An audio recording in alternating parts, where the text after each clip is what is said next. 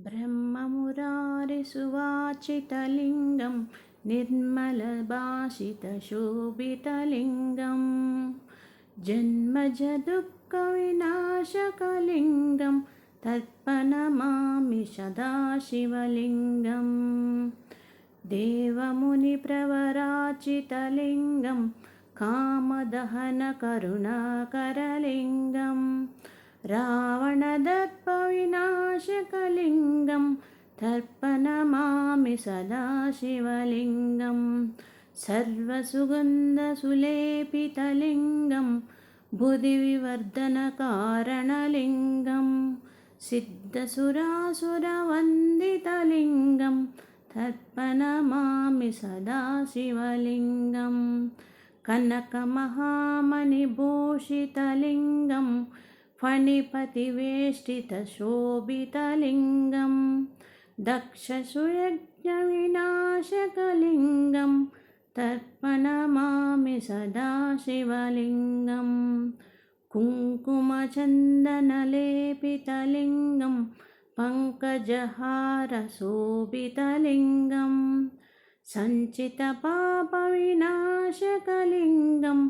तर्पणमामि सदाशिवलिङ्गं देवगणार्चितसेवितलिङ्गं भावयद्भक्तिभिरेवचलिङ्गं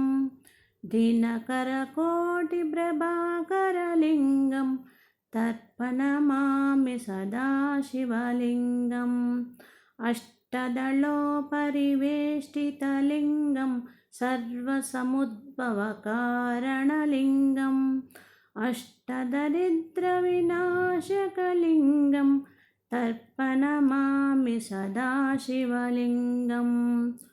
सुरगुरुसुरवरपूजितलिङ्गं सुरवनपुष्पसदार्चितलिङ्गं परमपदं परमात्मिकलिङ्गं तर्पणमामि सदाशिवलिङ्गं लिङ्गाष्टकमिदं पुण्यं ह्यः पठेत् शिवसन्निधौ शिवलोकमाप्नोति शिवेन सह मोदते ब्रह्ममुरारिसुवाचितलिङ्गं निर्मलभाषितशोभितलिङ्गं जन्मजदुःखविनाशकलिङ्गं तत्प्रणमामि सदाशिवलिङ्गं देवमुनिप्रवराचितलिङ्गं कामदहनकरुणाकरलिङ्गं रावणदर्पविनाशकलिङ्गं तत्प्रणमामि सदाशिवलिङ्गं सर्वसुगन्धसुलेपितलिङ्गं बुद्धिविवर्धनकारणलिङ्गं सिद्धसुरासुरवन्दितलिङ्गं तर्पणमामि सदाशिवलिङ्गं कनकमहामुनिभूषितलिङ्गं फणिपतिवेष्टितशोभितलिङ्गं दक्षसुयज्ञविनाशकलिङ्गं तत्प्रणमामि सदाशिवलिङ्गं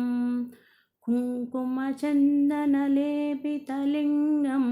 पङ्कजहारशुभोभितलिङ्गं सञ्चितपापविनाशकलिङ्गं तत्प्रणमामि सदाशिवलिङ्गं